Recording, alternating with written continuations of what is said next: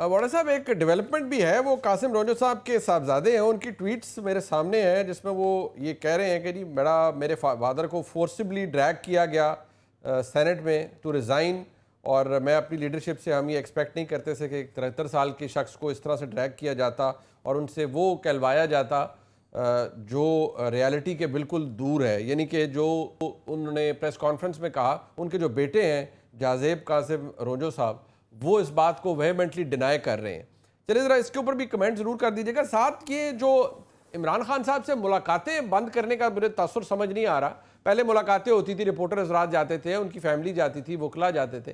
ये जो एकदम इतना बड़ा ब्लॉकेड आ गया है कि कोई पता ही नहीं है जी, गैर मुय्यना मुद्दत के लिए केसेस भी एडजर्न ऐसे ही होते जा रहे हैं। इसके पीछे कोई स्ट्रैटेजी है या ये जस्ट कोइंसिडेंस है? देखिए, सबसे पहले तो जो जाजेब जो उनके बेटे हैं, अब आप मुझे बताएं कि वालिद प्रेशर में आके ये बात कर रहा है, उनका बेटा कह रहा है, मैं और आप नहीं कह रहे। ठीक है जी। जब वो वोट देने आए तो वो मीडिया की आंखों के सामने आए, इनके मीडिया से भी इंटरेक्शन में कोई प्रॉब्लम नहीं थी उनको। वो फिर सेनेट के इजलास में भी बैठे रहे, ऐसा नहीं था कि कमरे में चुपके से आए। फिर टर्न बाय टर्न सब बाहर गए, टर्न बाय टर्न वोट गिना कर अपनी कैमरे में तस्वीर खिंचा के साइन करके वापस अंदर आए हैं, टिक करवा कर। इस सारी प्रोसेस में अगर आप फोर्सफुल थे तो कोई खड़ा होकर कैमरामैन को नहीं कह सकता था कि मुझे फंसाया हुआ है। एक, जब आप आ रहे थे तब आप पे कोई पैनिक होना चाहिए था। ठीक है, एक्चुअली होता है, देखिए 4-5 चीजें मुनीब साहब इसको समझने की जरूरत है।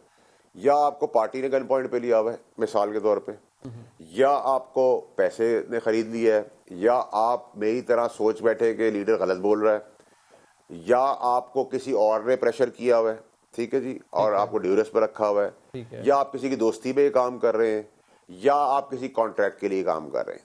ठीक है, ये 6-7-8 पॉसिबिलिटीज है। अब जो पिक्चर खींची ख्वाजा और इन्होंने उमर अयूब साहब ने कि जी अगर आंखों में ड्रिल कर दिया, स्किन खींच ली, नाखून निकाल दिए, टुकड़े कर दिए, हाथ के उंगलियां तोड़ दी, पैर काट दिए, फिर एक सर्जन को बुलाया, उसे जोड़ दिया, फिर असेंबली में ले गए, उनसे वोट भी नहीं लिए।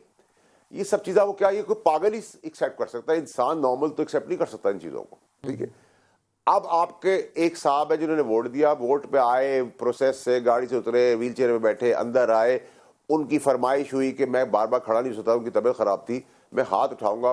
वो फैसिलिटी फिर नेशनल असेंबली में भी दी गई। उसके बाद आप इन एंड आउट, पूरा प्रोसीजर जो था बिल पास करेगा वो पूरा हुआ।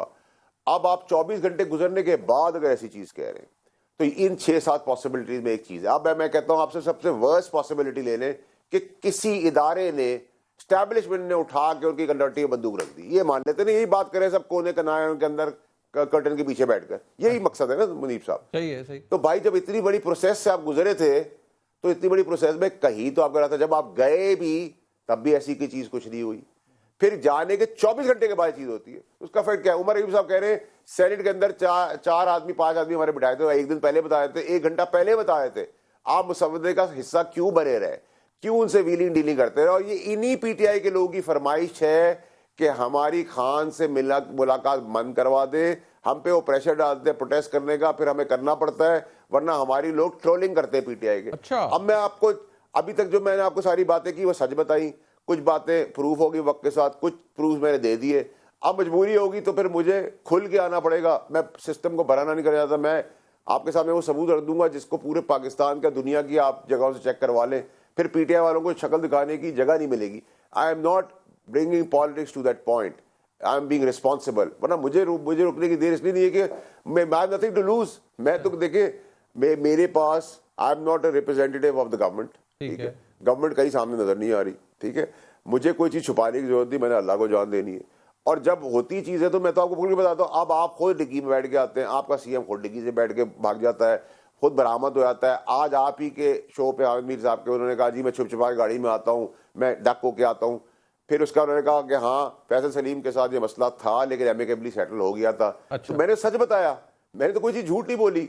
तो मुझे तो मुनीब साहब इस सब चीजों की लॉजिक ही समझ नहीं आ रही है कि ये सब कुछ करने का क्या फायदा। अब आपने रोना गाना करना है तो कौम भी इसलिए नहीं निकल रही, कौम भी आपको मान चुकी है, आप सब बिकाऊ हैं। और जो सीएम साहब कह रहे हैं हम गद्दार को छोड़ेंगे नहीं, हम फलाने नहीं करेंगे, ढिबाका की नहीं करेंगे, उनके आगे अगर आप चीफ जस्टिस सीनियर मोस्ट नहीं बनाएंगे तो वो तहरीक चलाएंगे ना वाड़ा साहब, फिर वो सड़कों पर निकलेंगे, वो कहते हैं हम एक्सेप्ट नहीं करेंगे अगर सीनियर मोस्ट को नहीं बनाएंगे आप।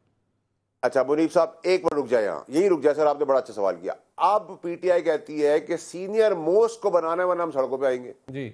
तो जब फैज हमीद को जूनियर पोजीशन से क्यों ला रहे थे? तो आप तब ठीक थे, आज ठीक है?